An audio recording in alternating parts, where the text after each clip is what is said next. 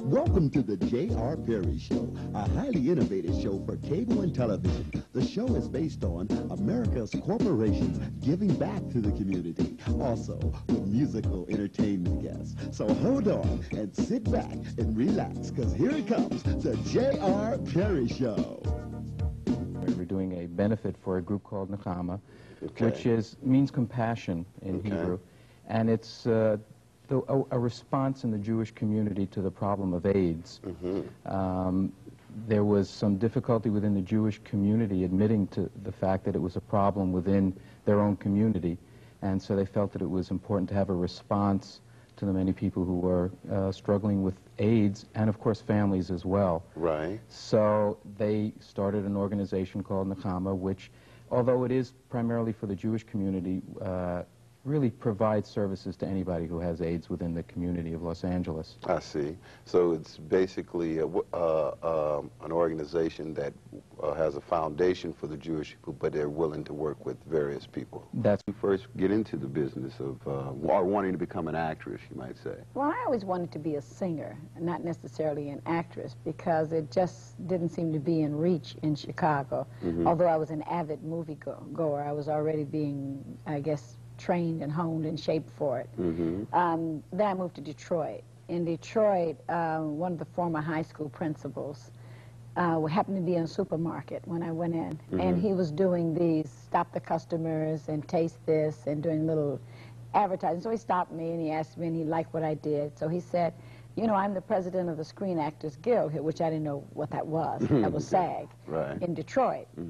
And so he wanted me to come down and do a show called Juvenile Court. And I learned all these lines and thought I had pages of dialogue. To address this to you, Steve, how does it feel working on stage with the kids in you know, comparisons of working with the adults? I mean, what do you get? Well, working with the kids, that's the most. I mean, we both really enjoy it. The kids seem to really love to express themselves. You know, they like to show what they can do. And so when we're doing shows with kids, we like to involve them, you know. So what we do is we'll bring them up on stage with us, have them make up games and things right there with us, or we go out into the audience, you know. The whole thing is to create a fun experience where everybody can be involved. Right. That's happening, man. I like that. I like what you guys are doing with the kids and the, you know, the participation thing. You know, I was watching the video, which we're going to show a clip of one of the concerts you did. Had a situation here in Los Angeles, the Rodney King issue, and something that I want to just touch on for a second. Certainly.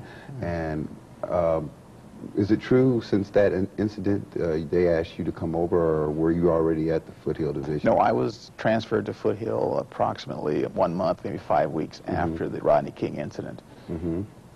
And since that time, since you came, have you seen a change in the Foothill Division? Yes, we've made some changes in Foothill. We've brought in additional personnel. We've tried to bring in people that reflect the community that we serve. So in other words, we have a racial and ethnic mix of officers. In addition, we're doing some other things that's very important. We found out that as a result of the King incident, that we being the police department, we weren't doing a real good job of listening to the community. I see. So we've had some outreach program where we're going out to the community. I have a song on Madonna's album, Who's That Girl album. Actually working with David Williams right now, does a lot of Michael Jackson's arranging. And guitaring. Great guitarist.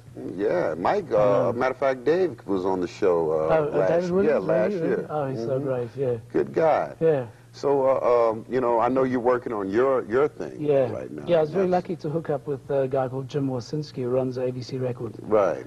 And he sort of liked a lot of the songs that I wrote, and we're busy recording them with some great people, working with Shel Talmy, who produced Talking About My... Are you in the writing end, because you say you wrote for Macmillan, and also Sanford and Son? Yes, Sanford and Son, Richard Pryor. Let's just go on. Who you work for? What?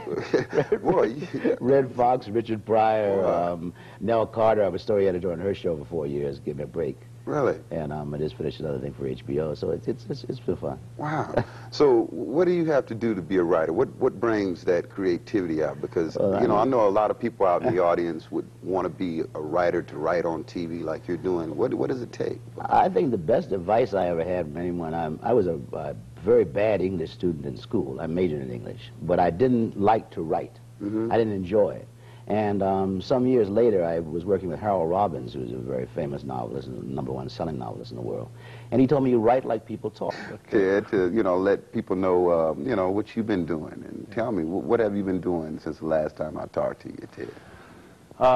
Working on some solutions, you know, being that this is America, and we can put people on the moon and shoot satellites out of the galaxy and put space shuttles and space stations in the air and all kind of other great technologies. I feel that we can take those same kind of technologies and Yankee ingenuity and apply it to homelessness. And we've been doing that to the point to where the powers that be that can make any significant difference, from the mayor's office of Los Angeles to the White House, they've been listening and beginning to act on what we're calling on them to do. Let it be love, let it be right, let it be all the people in the world, let it be right.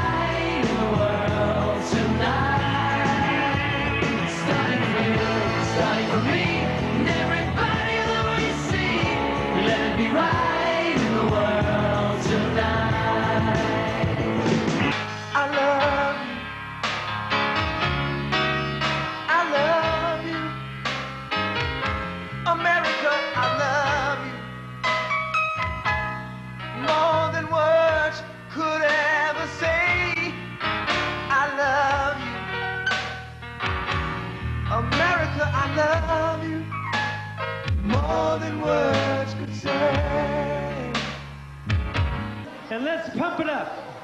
We're gonna play some dances. Let's do that twist.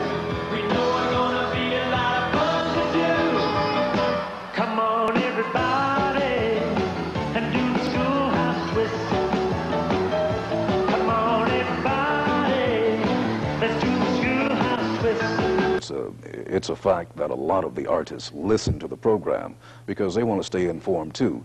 They want to know what their fellow artists are doing, because a lot of people think just because you're a well-known singer, you know what everybody else is doing. I mean, Prince doesn't exactly know what Michael is doing all the time, or Shaka Khan. I mean, they're interested in these people too because they're fans, and it's also business.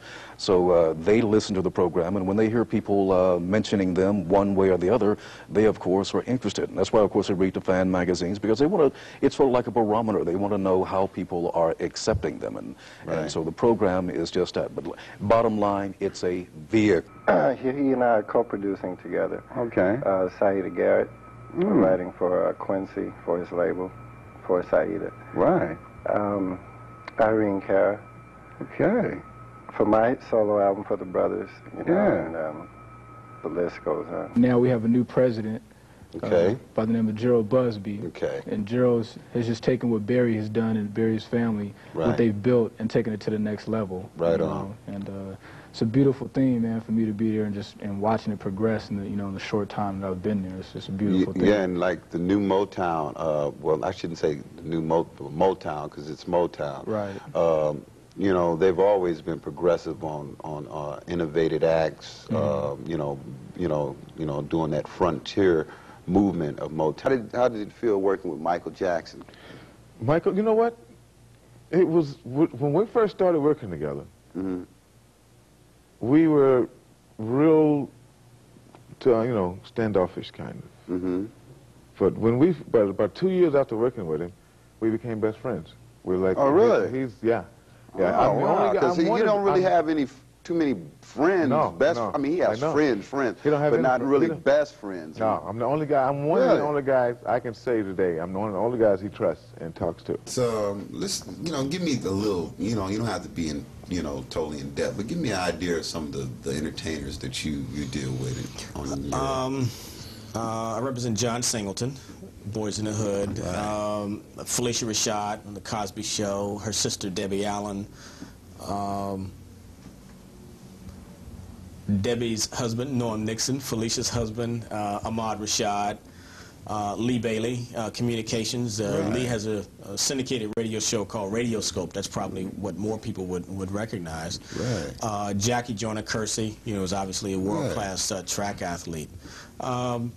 I'm sure I'm leaving some people out, but those are a lot of the names. I just wanted a general idea, you know what I mean? And Los Angeles disc jockey J.J. Johnson's been a client of mine for many, many years. Oh, that's great. Yeah, so you know, you're pretty rounded with the entertainment, from sports to actors to music, and that's I'm blessed, great. JR. I'm blessed. This finally learned got hip to who he was, huh? All the hits he was writing. So let me address this to you, Patrice. Chocolate, I should say. You're a new member of the group. How does it feel being a member of Rolls Royce? I mean, a world-known group. Well, I love Rolls Royce. I was always a fan of theirs. I loved all their material, so it's just been a whole lot of fun for me working with them, because it's given me a chance to sing the songs live that I used to sing on the radio with them, you know. Right.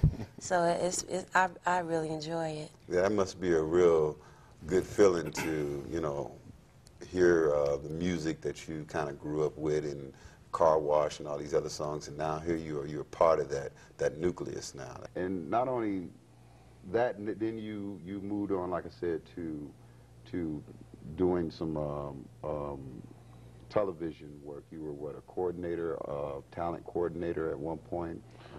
Yeah, the way that came about, I guess I kind of became the premier African-American concert promoter in America. I used to do the Supremes and the Four Tops and the Temptations, all the Motown acts, you know, Al Green.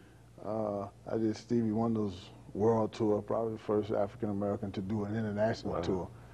And so all of the acts were my friends. I became very familiar with them. And when Don Canillas started his show, Soul Train, it was first started out as a local show in Chicago, and then they talked Johnson into sponsoring the show, and it became a nationally syndicated show. But they only started out with about 7 markets. I see. And you, being a television host and producer, you know how difficult it is to get the eminent personalities to show up. Being a young African-American entrepreneur, and Don Canillas was having the same problem. So he approached me about becoming his partner, and my primary responsibility was to book the talent for the show, since all the talent worked for me, and I knew them all. So it was a natural for me, and I started booking all of the big-name talent for Soul Train. That's when we started getting the Temps and the Supremes and the Stevies, and from that point on, the show went from like 7 markets to about 110 markets.